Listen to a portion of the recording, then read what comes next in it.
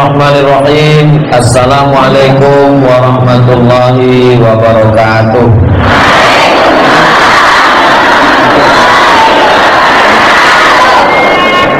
Memang cantik batu manikam. Batu manikam pemberian kawan. Dari bunyi sambutan salam, nampaknya ibu-ibu belum makan. Apa kabar ibu-ibu semua, sehat? Sallallahu ala Muhammad, sallallahu alaihi wasallam, sallallahu ala Muhammad, sallallahu alaihi wasallam. Ya Nabi salam alaika, ya Rasul salam alaika, ya Habibi salam alaika, salawatullah alaika. Allahumma salli ala sayyidina Muhammad, Allahumma salli wa sallim wa barik alaihi. Saya mengawali dengan sholawat itu mau menguji kira-kira ibu ini kalau bersolawat suaranya melengking atau tidak. Ternyata suaranya nyaring melengking, menunjukkan mereka terbiasa bersolawat di rumah. Jadi kalau ibu-ibunya bersolawat, anak-anaknya itu pun insya Allah soleh. Iya, sholat itu tanda soleh. Sedang hamil bersolawat, mengandung bersolawat, suami mau minta kopi diaduk dengan selawat, sallallahu ala. Suami pun pas minumnya, apa sih rahasianya mama? Solawat. Ini dinyanyikanlah pula lagu yang racun. Yang racun kucing garong, selimut tetangga, cinta satu malam, pulang-pulang berbadan dua. Hancur dunia semua. Jadi Bumi Nangro Aceh Darussalam ini melahirkan perempuan-perempuan yang luar biasa. Cut Nyakdin dari mana? Aceh. Cut Mutia dari mana? Malahayati dari mana? Saya nanya tiga karena cuma itu yang saya tahu. Jadi perempuan-perempuan. Makanya kalau ada perempuan di Aceh ini yang tidak hebat, baguslah pindah ke provinsi lain. Tema kita adalah peran muslimah dalam membentuk peradaban Islam. Nabi yang paling hebat menurut orang Yahudi, bukan menurut orang Yahudi, mereka mengakuinya. Dipukulkannya tongkatnya memancar 12 mata air. Idrib bi'asakal hajar, pukulkan tongkatmu, fanfajarat min husnata asyrata aina. Dibawanya Bani Israel menyeberang dari Mesir menuju Palestina 600.000 orang. Beliau adalah Nabi Musa, tapi tidak ada satupun ayat di dalam Al-Quran bercerita tentang ayah Nabi Musa. Tak ada. Carilah dari surah Al-Fatihah, Al-Baqarah, Ali Imran, An-Nisa sampai ke An-Nas, tidak ada cerita tentang ayah Nabi Musa. Yang ada bercerita tentang wa auhayna ila ummi Musa, kami kirimkan ilham kepada ibu Nabi Musa, an ardi'i, susukan anakmu, fa in khifti alaihi, kalau kau takut anakmu dibunuh Fir'aun, fa alqihi fil yammi, hanyutkan dia ke sungai Nil. Fala taqafi, jangan takut, wala tahzani, jangan sedih, inna raddu ilaiki, kami akan mengembalikannya kepadamu nanti, wa ja'iluhu minal mursalin, kami akan menjadikannya salah satu dari rasul kami. Jadi ceritanya tentang ibu Nabi Musa, namanya Yohanis, pakai sa, Yohanis namanya, nama ibu Nabi Musa. Dihanyutkannya lah anaknya itu ke sungai. Ibu tahu sendirilah sungai Nil. Nanti kalau mau tahu detail bagaimana cerita tentang sungai Nil, tanya sama alumni sungai Nil. Ini alumni sungai Nil, Tengku Padil Rahmi. Ini alumni sungai Nil, Tengku Nazarudin. Ini alumni sungai Nil, Tengku Muhammad Fadilah. Ini alumni sungai Nil, Tengku Riza. Ustaz Somad alumni sungai Siak. Dihanyutkanlah anak ke sungai Nil. Saya tak bisa membayangkan, nggak bisa saya membayangkan, saya masukkan anak saya Mizian Hazik Abdillah, Sami Ahmad Misbahi Ibadillah, masukkan ke dalam kotak, hanyutkan ke sungai. Nggak bisa saya membayangkan. Kenapa? Karena saya tak pernah mengandung mereka. Mengandung 9 bulan 10 hari. Di Aceh ngandung masih 9 bulan 10 hari. Alhamdulillah. Inilah ibu nih, kita bertanya serius, dia ketawa pula. Dikandung 9 bulan 10 hari, disusukan 2 tahun, tiba-tiba Allah mengatakan, hanyutkan anakmu ke sungai Nil. Sami'na wa ata'na. Dihanyutkannya anak itu ke sungai. Begitulah hebatnya seorang perempuan. Laki-laki belum tentu bisa punya kekuatan seperti itu. Betul ibu? Betul kata mereka. Kami ini yang laki-laki ini kaum minoritas ini sekarang, berada di tengah kaum mayoritas. Makanya orang ini kan menunduk, agak-agak grogi ini orang ini semua. Begitu dihanyutkannya ke sungai Nil, ternyata ada yang mengawasi, mengamati kemana kira-kira kotak ini hanyutnya. Yang mengawasi, mengamati itu bukan kamera CCTV. Yang mengawasi juga seorang perempuan. Itulah dia kakak Nabi Musa alaihissalam. Kemana hanyutnya anak dalam kotak ini? Ternyata hanyutnya ke tempat pemandian seorang perempuan yang lama merindukan anak. Perempuan itu bernama Asia. Itu enaknya kalau ceramah di Aceh, orangnya nyambung. Asia sudah lama ingin punya anak. Ternyata Allah Ta'ala memberikan dia kemuliaan. Kau tidak perlu mengandung Asia, kau kasih seorang anak. Bahkan anak itu nanti akan jadi nabi. Anak itu bernama Musa. Kenapa Allah menjaga Asia? Karena Allah tidak ingin Asia yang solihah punya anak, terus anaknya lahir, ditanya orang, Asia, ya, ini anak kau? Iya. Nama ayahnya siapa? Nggak enak kan? Ternyata Allah jaga rahimnya dari orang jahat. Yang menghanyutkan anak, perempuan. Yang mengawasi kemana anak itu hanyut, perempuan. Dan yang menemukannya juga perempuan. Ketika itu mereka sedang mandi di sungai Nil. Dayang-dayang dipanggil. Yang manggil dayang kan? Itu ada kotakannya, coba kau cek dulu. Pas dicek, ditengok, ada bayi. Pas dibuka penutupnya, terkejut dayang-dayangnya. Wow, amazing. Ternyata ada sesosok bayi dibawa ke istana Fir'aun. Begitulah cara Allah menyelamatkan. Yang menyelamatkan Nabi Musa itu adalah Allah, tapi melalui 3 orang perempuan. Ibu, kakak, dan ibu angkat. Saya punya ibu angkat. Dari tahun 90 sampai 95 saya tinggal di rumahnya di Medan. Apa bedanya ibu kandung dengan ibu angkat? Ibu kandung itu melahirkan saya dari rahimnya. Ibu angkat saya melahirkan saya dari hatinya.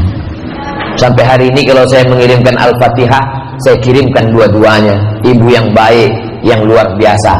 Makanya kalau melihat ibu-ibu, saya sekarang ini tidak sedang menceramahi saya sedang merasa bercerita dengan ibu saya. Melihat ibu-ibu, ingat ibu kita bagus. Melihat anak orang, ingat anak kita bagus. Asal jangan menengok bini orang, lupa bini kita. Itu yang tak bagus. Saya dulu kalau habis sholat Jumat, pulang dari sholat Jumat, dipanggil mak saya. Come here, kata dia. Itu terjemahnya. Kini kau sebentar, kata dia. Apa mak? Apalah isi khutbah Jumat tadi? Apa kata khotib itu tadi? Kata khotib itu tadi, mak begini. Jadi saya dari sejak kecil, dari sejak SD sampailah hari ini, kalau saya bercerita itu, saya tidak pernah merasa menceramah ibu-ibu, enggak. Saya tidak pernah merasa mengguru-gurui, tidak. Saya sedang bercerita ke ibu saya. Otomatis kalau kita bercerita ke ibu saya, ke ibu kita, bunyi kalimatnya tidak mendikte, tidak mengguru-gurui, tapi sekedar bercerita. Saya dulu kalau pulang ke rumah cerita, kalau ada tausiah tablik akbar, saya bawa dia. Mak, nanti ada tablik akbar di masjid, ada di hotel, ada di convention hall, saya bawa dia. Tengok, dia biasanya tak mau ikut saya ke atas pentas. Dia duduk di belakang, suka kali nanti itu dibawanya pulang cerita ke rumah. Duduk dia di belakang, habis itu baru dia pulang cerita. Aku tadi pas duduk di belakang, banyak kali orang tuh sepele sama aku. Terus ditanya orang itu, ibu sama siapa sini? Aku datang sendiri. Masa ibu sudah tua berani datang sendiri? Dibawa anakku. Anak ibu mana? Itu yang di depan tuh. Wah, di antara orang tua aku ke depan tadi. Jadi ketika saya tausiah ke Malaysia, saya ada jadwal ke Malaysia 1 tahun 2 kali. Ini besok hari Selasa saya pulang, Rabu di rumah, hari Kamis nanti saya pergi Kuala Lumpur insya Allah. Malam tahun baru hadiri tablik akbar di Kuala Lumpur. Ongkos tanggung masing-masing. Amin. Lalu kemudian saya tausiahlah di Malaysia. Ditanya sama makcik yang ada di Malaysia, Ustaz Abdul Somad. Iya makcik, saya nak datang ke Pekanbaru. Ngapain ke Pekanbaru? Mau jumpa emak Ustaz. Yang ceramah saya, kenapa jumpa emak saya? Saya mau tanya, macam mana dia membesarkan Ustaz? Di balik seorang Nabi ada perempuan. Nabi Muhammad SAW, Sayyidul Awwalin wal Akhirin, Sayyidul Anbiya wal Mursalin. Nabi Muhammad SAW bergelar Al-Amin. Tapi jangan lupa besti, di balik Al-Amin itu ada perempuan yang bernama Aminah. Aminah lah yang akan melahirkan Al-Amin. Dan mudah-mudahan ceramah ini tidak didengar bapak di rumah. Soalnya kalau didengarnya di rumah, nanti dia bilang, patutlah anak kita itu tidak Al-Amin. Ternyata kau bukan Aminah. Mana tahu mereka nonton streaming, nanti saya kajari balasannya. Ibu cara membalasnya gini, anak kita itu tidak Al-Amin karena kau bukan Abdullah. Ustaz ini diajarinya pula kami berkelahi. Tujuannya baik semuanya. Jadi kalau ibunya Aminah adalah perempuan yang menjaga amanah, insya Allah anaknya Al-Amin. Orang-orang yang menjaga amanah, menjaga matanya, menjaga telinganya, menjaga pikirannya, menjaga hatinya, menjaga lisannya, menjaga langkah kakinya. Mudah-mudahan anak-anak kita semuanya soleh dan solihah. Nabi Muhammad SAW, di balik Nabi Muhammad ada Aminah, ada Khadijah, ada Aisyah. Kenapa mesti Aisyah? Khudhu nisfa dinakum min Humairah. Ambil setengah agamamu dari Aisyah. Dari mana kita tahu tentang Nabi mandi, tentang Nabi wudhu, tentang Nabi istinja, tentang Nabi bersuci? Hadis-hadisnya diriwayatkan oleh perempuan. Jadi kalau ada orang mengatakan, Ustaz Somad, agama Islam itu tidak adil, agama Islam itu diskriminatif, kenapa perempuan itu tidak pernah ditampilkan? Perempuan itulah yang paling hebat. Kisah-kisah dalam Al-Quran selalu bercerita tentang perempuan. Tapi kenapa perempuan mesti ditutup? Kenapa perempuan mesti pakai baju panjang? Kenapa perempuan mesti pakai gamis? Kenapa perempuan mesti pakai jilbab? Orang begini ini mesti diajak ke pasar, suruh dia nengok semangka. Ada semangka yang dibuka, dikupas, dipotong, diletakkan di pinggir jalan, kena debu. Lalu yang satu lagi semangka yang ada di dalam etalase kaca, di dalam mall, di dalam supermarket. Kira-kira yang harganya mahal, yang terbuka apa yang tertutup? Yang tertutup itulah yang mahal, bodoh. Bilang itu. Itulah mengapa umat Islam ini tertutup. Datang seorang perempuan dari Yaman, presentasi di Amerika. Dia tertutup, kepalanya tertutup, badannya tertutup, pakai jilbab, pakai hijab. Dia jek sama orang Amerika. Kami adalah bangsa yang berperadaban. Kenapa? Karena kami membuka semuanya. Kami masyarakat yang terbuka, masyarakat berperadaban. Senyum perempuan dari Yaman nih. Apa kata dia? Kalau standar peradaban karena terbuka, berarti monyetlah yang paling berperadaban. Karena monyet yang terbuka kan? Sekarang banyaklah orang pakai baju yang belum selesai dijahit udah dipakai, resleting belum disepasang udah dipakai, kecuali di Nangro Aceh Darussalam. Makanya saya ini Ustaz Somad ini kalau ceramah mentang-mentang di Aceh, dilambung-lambungkannya Aceh. Ini fakta saudaraku sekalian.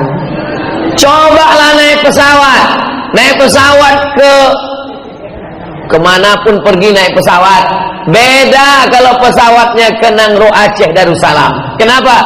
Karena kalau sudah pesawat dari Medan ke Aceh, semua pramugari pakai jilbab. Tengoklah di mana-mana. Ini tidak ada di tempat lain.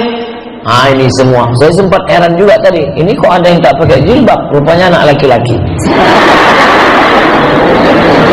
Bapak-ibu yang dimuliakan Allah Subhanahu wa taala. Nabi Muhammad hebat, tapi di baliknya ada perempuan. Nabi Musa hebat, di baliknya ada perempuan. Ada pula Nabi Isa alaihi salam, dan di dalam Quran dia disebut wa idz qala Isa ibnu Maryam. Ibnu Maryam, dia bukan anak Allah. Orang Nasrani mengatakan dia anak Allah, orang Yahudi mengatakan dia anak zina. Islam tidak merendahkannya serendah-rendahnya dan tidak pula melambungkannya setinggi-tingginya. Wa kadzalika ja'alnakum ummatan wasata. Kami jadikan kamu umat pertengahan. Maka dia adalah anak Maryam.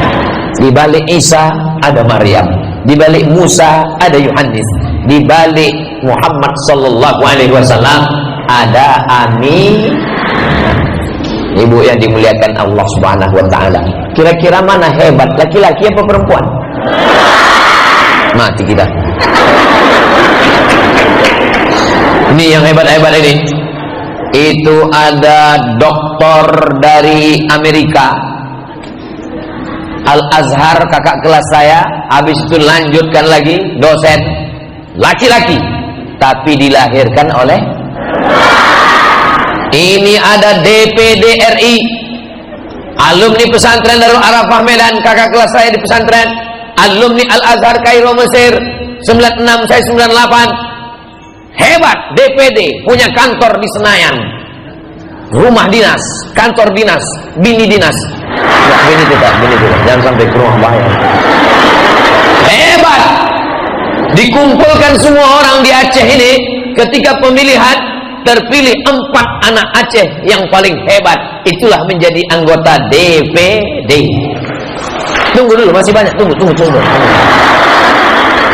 Tapi walaupun hebat, dia tetap dilahirkan perempuan. Istrinya semua jadwal Ustaz Abdul Somad di Aceh ini, jadwal Ustaz Somad 4 hari. Hari Sabtu, hari Ahad, hari Senin, hari Selasa. Yang mengatur dari mulai sholat subuh, sholat duha, sholat zuhur, asar, pengajian ibu-ibu, sampai nanti malam, sampai besok pagi, sampai pulang mengantar besok. Itu adalah Ustaz Tengku Nazaruddin Yahya. Ustaz Nazar, tengok mukanya baik-baik.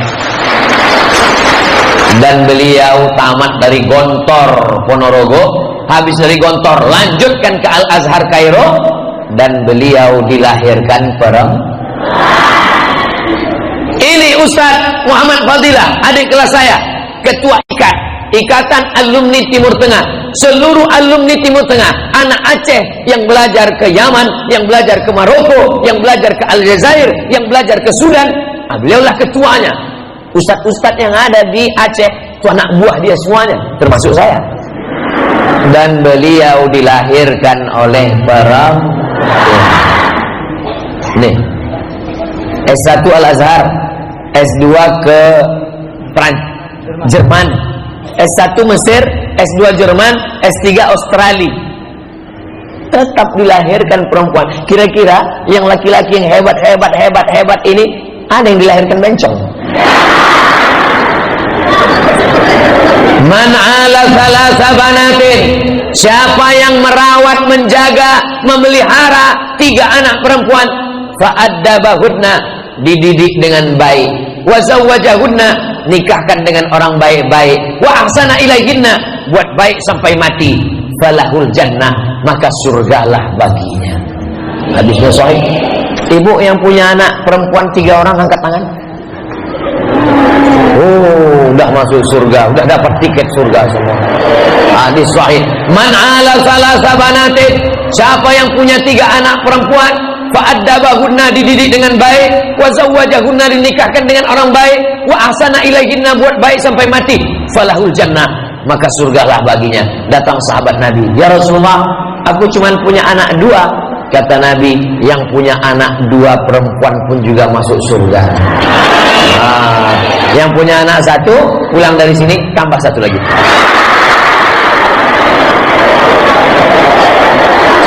Ya Allah, kasihlah ibu ini anak-anak perempuan yang solihah ya Allah. Duduklah di pelaminan. Ini pelaminan ini. Pelaminan anak laki-laki, anak perempuan duduk di pelaminan. Bapak sama ibunya sebelah mempelai laki-laki, mempelai perempuan. Menangislah ibu. Ustaz Somad naik ke atas. Barakallah lakuma wa baraka alaikuma wa jama'a bainakuma fi khair. Ibu itu pun menangis. Ibu, kalau nanti acara menikahkan anak, waktu duduk di samping itu jangan menangis. Kenapa jangan menangis? Karena kalau menangis bedaknya luntur. Terus pas nangis itu tentu ngambil tisu kan? Ngambil tisu gini-gini, beralih halus matanya. Kamu semua yang naik atau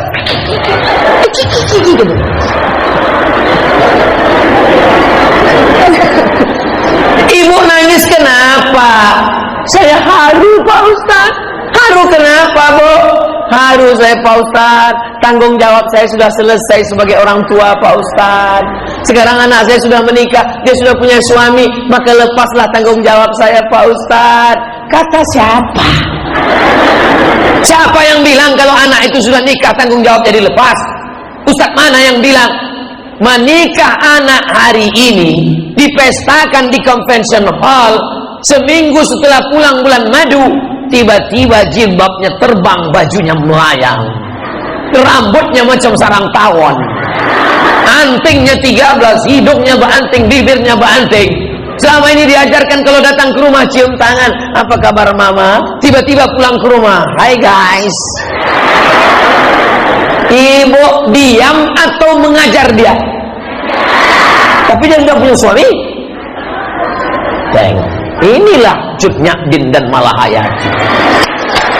Nggak ada istilah diam, nggak ada istilah diam.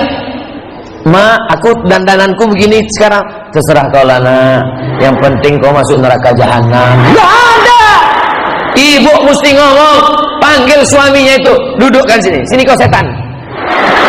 Ini kau dulu datang meminang anak gadisku ini, kau datang pakai peci kan, kau datang bawa keluarga. Sekarang setelah nikah, kau bawa anakku, jilbabnya terbang, baju panjangnya melayang, bukan dandannya begini. Kenapa kau bisa begini?